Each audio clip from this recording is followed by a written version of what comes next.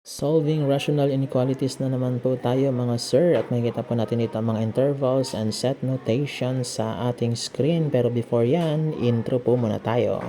Mayong buntag ka natin tanan. So again, this is Sir Louis. At Now what is 1051? so sa ating integers, meron po tayong mga rules na sinusunod. So hi guys, nandito po ngayon para po. So we're going to make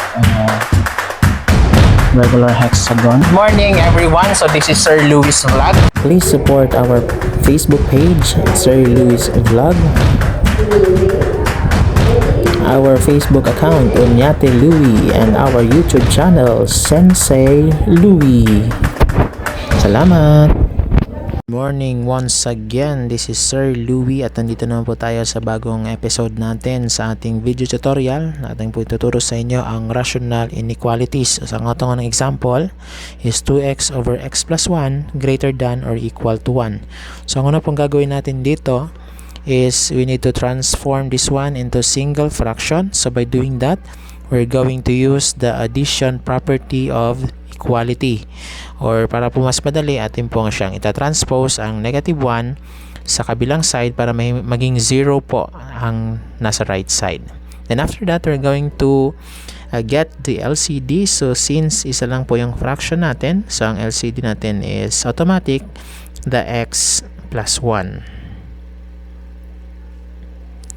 So, ang sunod po natin gagawin is atin po siyang i-rewrite 2x over x plus 1 and then 1. Of course, ang ating LCD, x plus 1. So, ang ginagawa po nating technique dito, kung ano po yung kulang, kung ano po yung dinagdag po natin sa ilalim, yun din po ang ilalagay po natin sa taas. Okay? So, since naglagay po tayo sa ilalim ng 1 ng x plus 1, so, i-multiply po rin natin yung taas sa x plus 1. Okay? So we need to copy the 2x and then the LCD x plus 1, and then by distribution we need to distribute the negative 1 times x, then negative 1 times positive 1. So we have 2x minus x minus 1 over x plus 1 greater than or equal to 0. To simplify, so by combining like terms, so we have x minus 1 over x plus 1. Okay, so after that, we're going to make, so since meron na po tayong single fraction, okay, i-rewrite lang po natin siya. So, x minus 1 over x plus 1 greater than or equal to 0. So, ang next po natin gagawin is gagawa po tayo ng ating pungkukuhain ng critical values. Okay, so critical value ang ating kukuhain. So, by doing that, unahin po natin ang ating numerators. We need to equate by 0. So, our x by equating 0 is positive 1. Next one po is ang ating denominator. Sa atin po siyang i-equate by 0. So, x plus 1 equals 0. So, we have x is equal to negative 1. Okay. So, our two critical values are positive 1 and negative 1.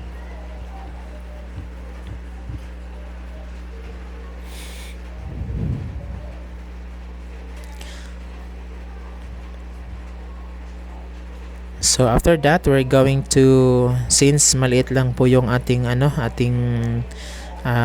artificial whiteboard, so sa likod lang po natin siya ulitin, isa-solve.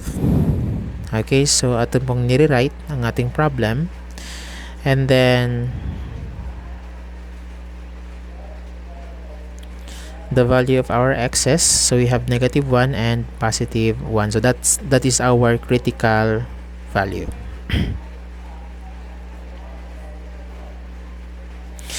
So after this, we'll need to substitute the value of x dyan po sa ating given or sa atin pong original value to check if kasali po sila sa ating graph. Okay, so gumawa po tayo dito ng graph. Okay, so we have the negative 1 and of course the positive 1. Saan po to galing? Galing po siya dito sa ating value ng x. So to check if negative 1 is included in our solution, so we need to substitute negative 1 to all the x's of the given problem. So you have 2 times negative 1 and negative 1 plus positive 1 greater than or equal to 1. So to solve, we have negative 2 over 0 greater than or equal to 1. So since our denominator is 0, so that is undefined, so therefore negative 1 is not included in our solution. So ang ating ilalagay po sa ating graph is hollow circle.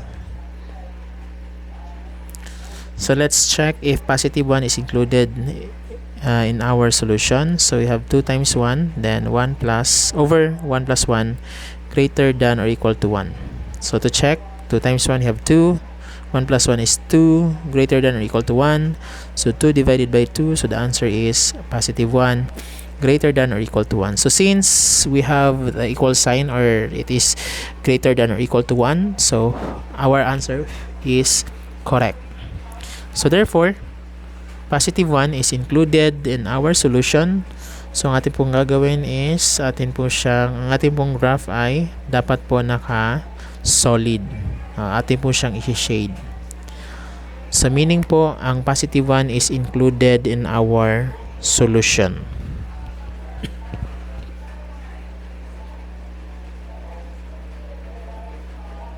So by getting the intervals, okay, next step po natin is getting the intervals.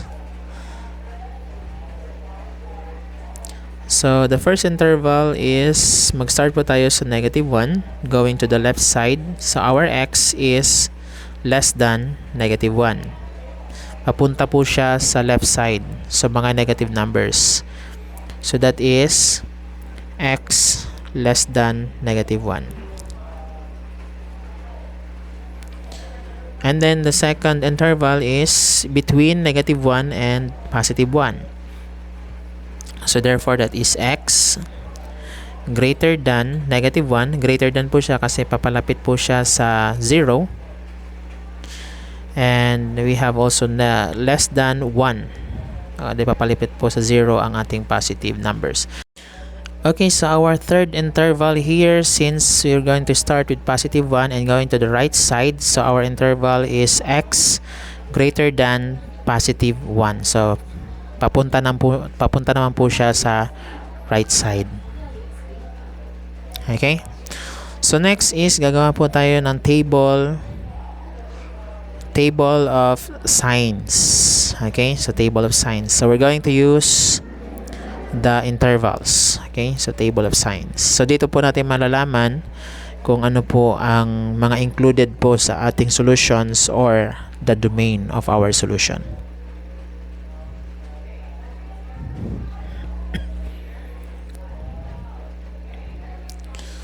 So using the table of signs, we're going to write the intervals. Okay? Followed by the test value. Okay? So, kanina nakakuha na tayo ng interval, so atin na siyang ilalagay sa taas. So, our first interval is x is less than negative 1. So, the second interval is x is greater than negative 1, but x is less than positive 1. And the last one is x is greater than positive 1. So our test value, so since we have our interval says that x is greater than negative 1 or less than negative 1, so ang kukuhain po natin is yung mas malapit po sa ating negative 1 para po mas madali po ang ating solution. So ang mas malapit pa sa negative 1 na medyo mas mababa sa negative 1 is negative 2. So ang gitna po natin, 0 na lang po ating gamitin.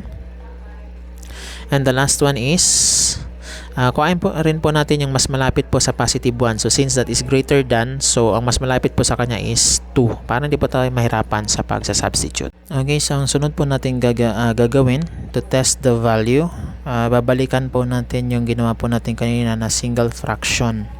So yan po yung gagamitin natin. So x minus 1 over x plus 1 greater than or equal to 0. So yan po yung gagamitin natin to test the values if they are included sa ating solution. So atin lang po siyang i-rewrite para po hindi na tayo magbalik-balik po sa likod. Okay. So una po natin i-test yung numerator. Isusulat po natin yan. So x minus 1. And then ang pangalawa po is x plus 1 ang denominator.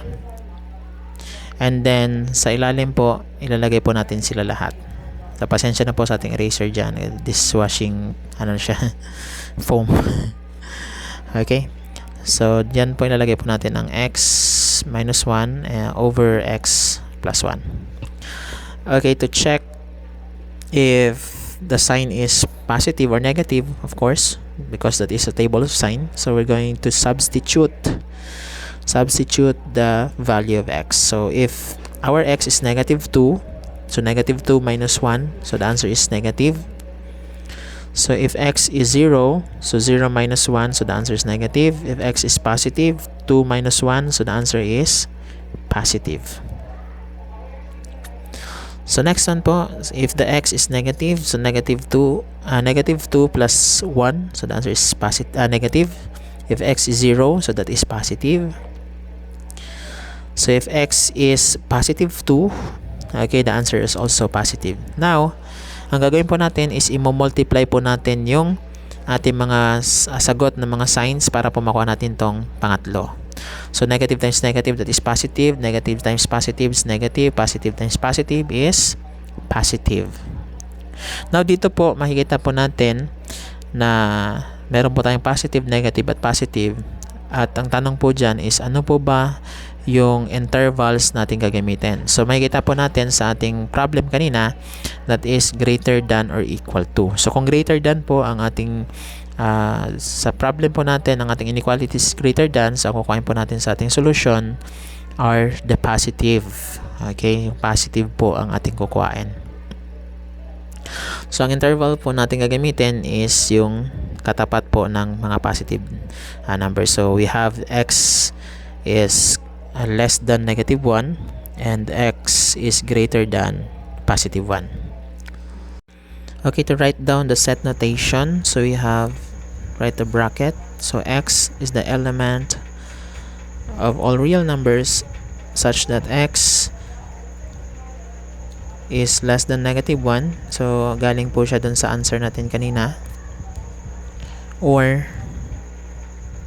so you have x is greater than positive 1. So since naka-solid po yung ating graph kanina and sa solution natin kanina included si 1, so lalagyan po natin siya ng equal to. And to write down into interval form, so we have the open parenthesis negative infinity and negative 1 close parenthesis. So close parenthesis po yung ginamit natin kasi hindi po siya included sa solution. So union with positive 1, so ang ginamit po natin dyan is bracket because 1 is included sa solution, to positive infinity close parenthesis. So this is our answer for this problem. I do hope meron po tayong nakuha, and kung meron po yung mga tanong, please don't forget to comment sa baba.